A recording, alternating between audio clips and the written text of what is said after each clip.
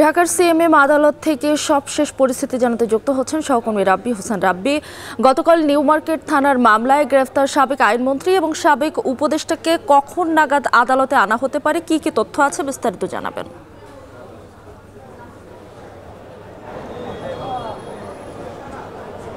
কোটা সংস্কার আন্দোলন ঘিরে নিউ মার্কেট থানায় হত্যা মামলায় গতকাল সদরঘাট থেকে গ্রেফতার করা হয় সাবেক আইনমন্ত্রী আনিসুল হক ও সাবেক প্রধানমন্ত্রীর বেসরকারি শিল্প ও বিনিয়োগ উপদেষ্টা সালমান এফ রহমানকে।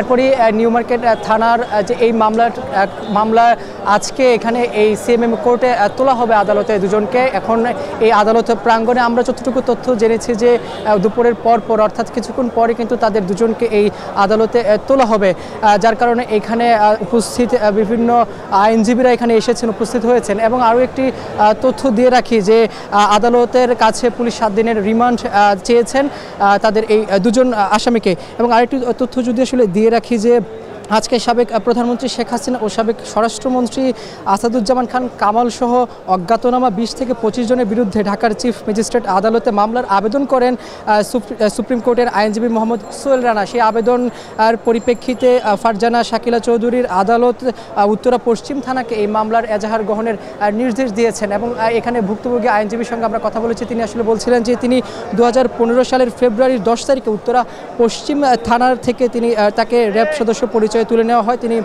দীর্ঘ 6 মাস নিখোঁজ ছিলেন। এরপরে তিনি আসলে মুক্ত হন। এই মুক্ত হওয়ার পরেই তিনি আজকে এখানে এসে তিনি এই মামলার আবেদনটি করেন। সেই মামলার এজাহারে দেখা যায় যে সাবেক প্রধানমন্ত্রী শেখ হাসিনা, সাবেক স্বরাষ্ট্রমন্ত্রী আসাদুজ্জামান খান কামাল, সাবেক আইনমন্ত্রী আনিসুল হক, সাবেক পুলিশের আইজিপি KM শহীদুল হক এবং সাবেক র্যাবের মহাপরিচালক বেনজির আহমেদ সহ অজ্ঞাতনামা আরও র্যাবের 20 থেকে 25 জনের বিরুদ্ধে তিনি এই মামলাটির আবেদন করেছিলেন। এরপরে তার এই যে ভুক্তভোগীর আইনজীবী তার যে বাদীর যেই জবানবন্দি সেটি আসলে রেকর্ড করে আদালত থেকে উত্তরা পশ্চিম থানায় সেই মামলার এজাহারটি গ্রহণের নির্দেশ দিয়েছেন। এবং তিনি আসলে বলছিলেন আইনজীবী যে তিনি আসলে এই যে তিনি নিখোঁজের শিকার বা গুমের শিকার হয়েছে, তিনি এর বিচার চেয়েছেন আইনজীবী এখানে এসে।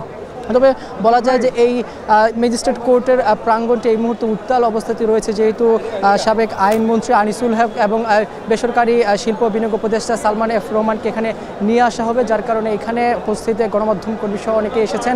এবং পুলিশের পক্ষ থেকে আসলে বলা হয়েছে যে কিছুক্ষণের মধ্যে অর্থাৎ দুপুরের পরপরই তাদের দুজনকে এই আদালত প্রাঙ্গণে নিয়ে আসার কথা রয়েছে এবং কিছুক্ষণ পরে কিন্তু নিয়ে আসা হবে, এমনটাই আসলে জানিয়েছেন পুলিশের পক্ষ থেকে। এই ছিল আমার কাছে সবশেষ খবর।